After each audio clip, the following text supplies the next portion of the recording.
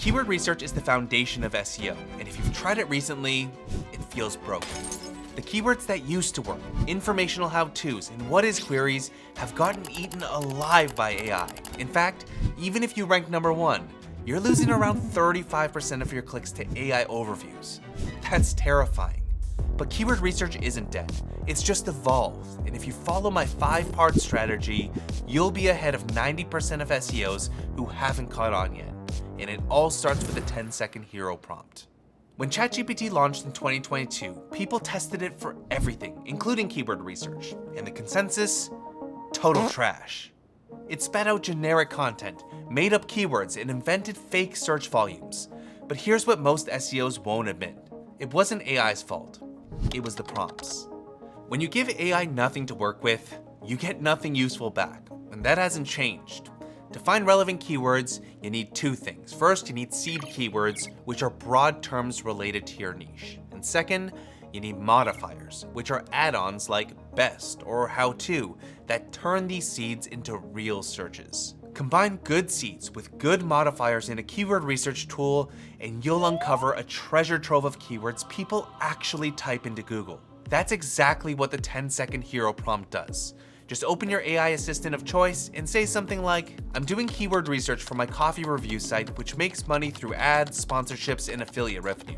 My target audience are new and aspiring home baristas. Give me 10 seed keywords that are 1 to 2 words max and 5+ modifiers that will help me surface appropriate content formats I can use in my keyword research.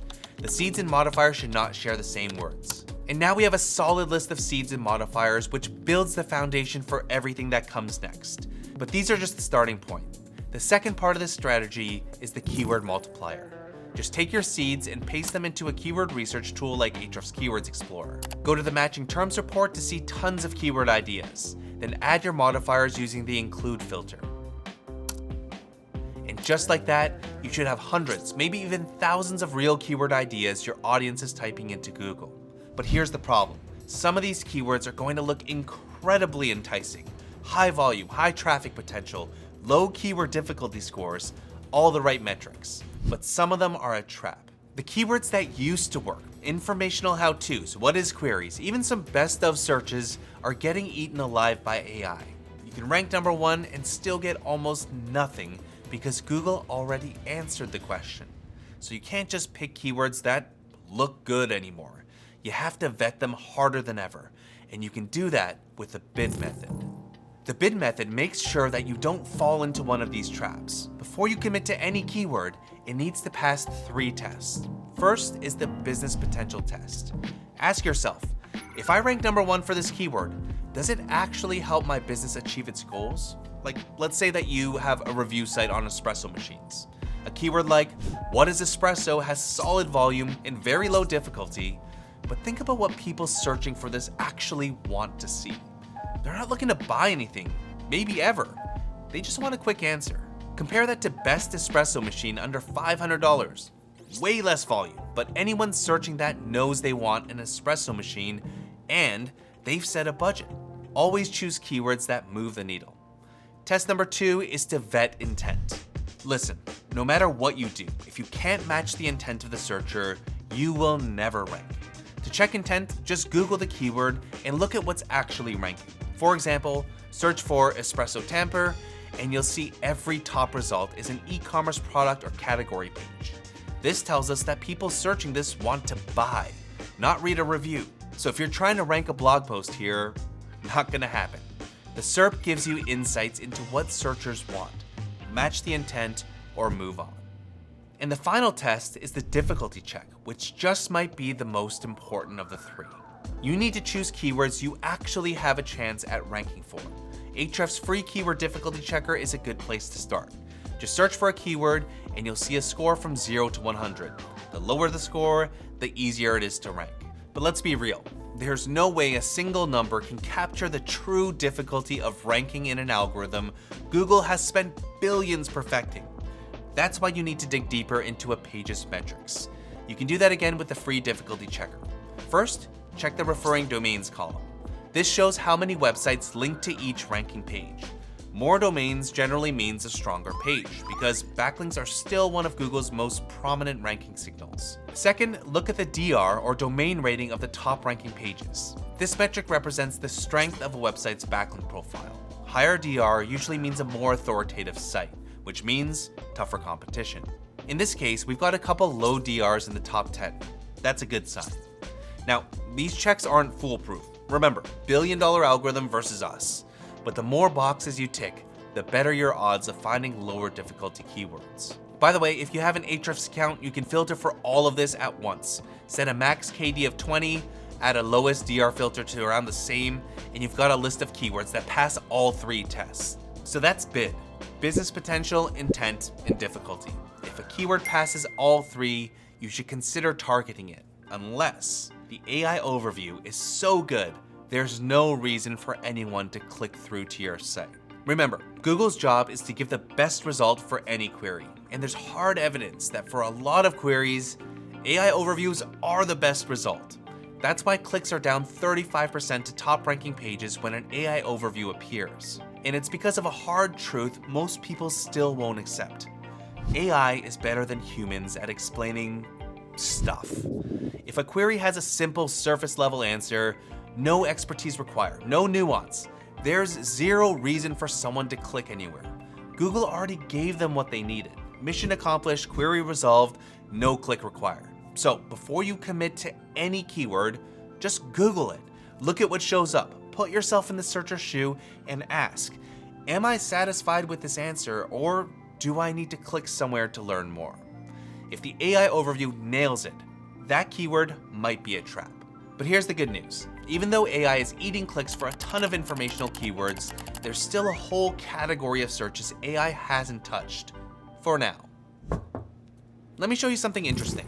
Back in 2020, we had an evergreen blog post ranking consistently near the top of Google for years. But as ChatGPT launched and AI overviews rolled out for more queries, our traffic to that post dropped without it. Around 77% from peak to trough, despite our rankings staying flat. Now contrast that with this page. Traffic has stayed mostly flat throughout. The difference? This isn't a blog post, it's a free tool. Search backlink checker, no AI overview. Mortgage calculator, nothing. Word counter, nothing. Random name generator, nothing.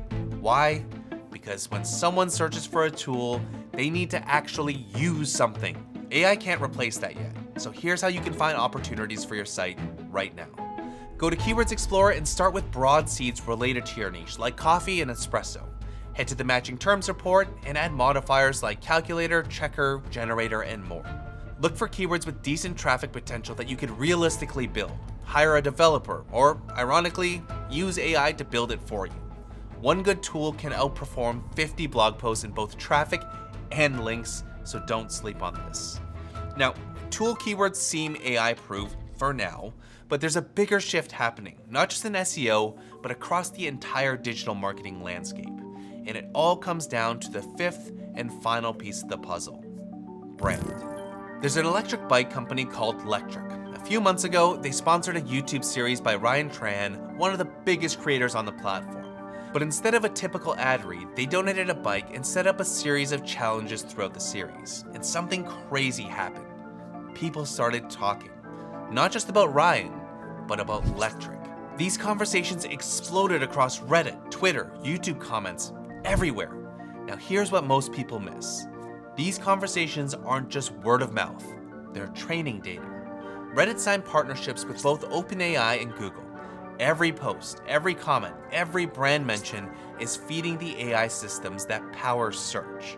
And not so coincidentally, after the sponsorship, Lectric's mentions in AI overviews spiked. Their impressions skyrocketed, and the same happened in ChatGPT.